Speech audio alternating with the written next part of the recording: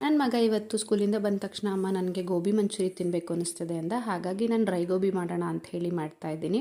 ಫಸ್ಟಿಗೆ ಹೂಕೋಸನ್ನೆಲ್ಲ ಹೆಚ್ಕೊಂಡು ಬಿಸಿನೀರೊಳಗಡೆ ಸ್ವಲ್ಪ ಅರಿಶಿನದ ಪುಡಿ ಉಪ್ಪನ್ನ ಹಾಕಿ ಅದು ಒಂದು 2 ನಿಮಿಷ ಕುದಿಸ್ಕೊಂಡು ಅದನ್ನು ತೆಗೆದ್ರೆ ಅದರಲ್ಲಿರೋ ಸಣ್ಣ ಸಣ್ಣ ಹುಳ ಎಲ್ಲ ಬರುತ್ತೆ. ಹಾಗಾಗಿ ಇನ್ನು ಮ್ಯಾರಿನೇಷನ್ಗೋಸ್ಕರ ನಾನಿಲ್ಲಿ ಕಾರ್ನ್ಫ್ಲೋರು, ಖಾರದ ಪುಡಿ ಮತ್ತು ಧನಿಯಾ ಪುಡಿ, ಉಪ್ಪು ಮತ್ತು ಗರಂ ಮಸಾಲ, ಶುಂಠಿ ಬೆಳ್ಳುಳ್ಳಿ ಪೇಸ್ಟು ಮತ್ತು ಹೆಚ್ಚಿಟ್ಕೊಂಡಿರುವಂತಹ ಪುದೀನ, ಕೊತ್ತಂಬರಿ, ಕರಿಬೇವಿನ ಸೊಪ್ಪು ಮತ್ತು ಕಸ್ತೂರಿ ಮೇಥಿನೂ ಹಾಕಿದ್ದೀನಿ. ಇಲ್ಲಿ ಸ್ಕಿಪ್ ಮಾಡಿಬಿಟ್ಟಿದ್ದೀನಿ. ಅದಾದಮೇಲೆ ಸ್ವಲ್ಪ ವಾಟರ್ನ ಸ್ಪ್ರಿಂಕಲ್ ಮಾಡಿಕೊಂಡು ನೀಟಾಗಿ ಕಲಿಸ್ಕೊಂಡು ಮ್ಯಾರಿನೇಟ್ ಮಾಡೋಕ್ಕೆ ಇಡಬೇಕು.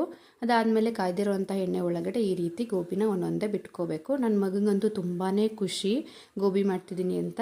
ಇನ್ನು ಅದ್ರ ಒಟ್ಟಿಗೆ ನೆಂಚ್ಕೊಳ್ಳೋದಕ್ಕೋಸ್ಕರ ನಾನಿಲ್ಲಿ ಪುದೀನ ಚಟ್ನಿನ ಮಾಡ್ಕೋತಾ ಇದ್ದೀನಿ. ಅದಕ್ಕೋಸ್ಕರ ಪುದೀನ, ಕೊತ್ತಂಬರಿ, ಸ್ವಲ್ಪ ಜೀರಿಗೆ, ಮೊಸರು, ಹಸಿ ಮೆಣಸಿನ್ಕಾಯಿ ಮತ್ತು ಬೆಳ್ಳುಳ್ಳಿ, ಶುಂಠಿನ ಹಾಕಿ ರುಬ್ಕೊಂಬಿಟ್ರೆ ಗ್ರೀನ್ ಚಟ್ನಿ ರೆಡಿ ಆಗುತ್ತೆ. ತುಂಬಾ ಟೇಸ್ಟಿಯಾಗಿ ಬಂದಿತ್ತು.